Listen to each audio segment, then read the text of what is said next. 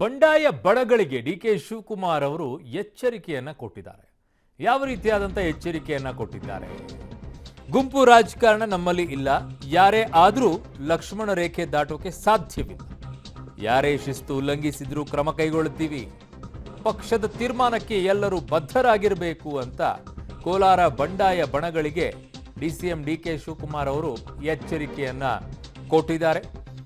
ಆದರೆ 5 ಜನ ರಾಜೀನಾಮೆ ಕೊಡಕ್ಕೆ ಹೋಗಿದ್ರಲ್ಲ, ಅದು ಅಶಿಸ್ತಲ್ವಾ?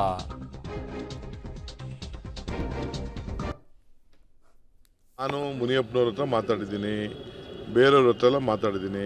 ಅವ್ರವ್ರ ಅಭಿಪ್ರಾಯ ಅವರು ಹೇಳಿದ್ರು, ನಾನಿಲ್ಲ ಅಂತ ಹೇಳಿದಿಲ್ಲ. ರಮೇಶ್ ಕುಮಾರು ಅಭಿಪ್ರಾಯ ಹೇಳಿದ್ರು, ಮುನಿಯಪ್ಪನವರು ಅಭಿಪ್ರಾಯ ಹೇಳಿದ್ರು, ಅವ್ರವ್ರ ಸ್ವಾರ್ಥ ಕೇಳಿದ್ರು. ನಾವು ಅವ್ರಿಗೆ ಅಲ್ಟಿಮೇಟ್ಲಿ ಹೇಳ್ದು, 2 ಗುಂಪಿಗೂ ನಾವು ಅವಕಾಶ ಕೊಡೋದಿಲ್ಲ. ಗುಂಪು ರಾಜಕಾರಣ ಇಲ್ಲಿಲ್ಲ. Discipline is more important. Even in any minister, M L A Lakshman ರೇಖೆನ ಕ್ರಾಸ್ ಮಾಡಲಿಕ್ಕೆ ಸಾಧ್ಯ ಇಲ್ಲ ಅಂತ ನಾನು ನೇರವಾಗಿ ಹೇಳಿದ್ದೀನಿ. ಇವತ್ತು ಹೇಳ್ತಾ ಇದ್ದೀನಿ, ಶಿಸ್ತು ಈಸ್ ಮೋರ್ ಇಂಪಾರ್ಟೆಂಟ್. ಸೀಟ್ ಗೆಲ್ಲೋದು ಬಿಡೋದು ನೆಕ್ಸ್ಟ್ ಪಾಯಿಂಟ್. ನಮ್ಮ ಶಿಸ್ತನ್ನು ನಾವು ರಾಜ್ಯದ ಹಿತಕ್ಕೆ, ಪಕ್ಷದ ಹಿತಕ್ಕೆ ನಾವು ಗಮನ ಮಾಡಿಬಿಟ್ಟು ನಾವು ಏನೋ ಒಂದು ತೀರ್ಮಾನ ಮಾಡಿದ್ದು, that is A different question. But ಈ ಥರ ಡಿಸಿಪ್ಲಿನ್ ಹೆಚ್ಚು ಕಮ್ಮಿ ಆಯ್ತು ಅಂದರೆ we will not spare any one of them.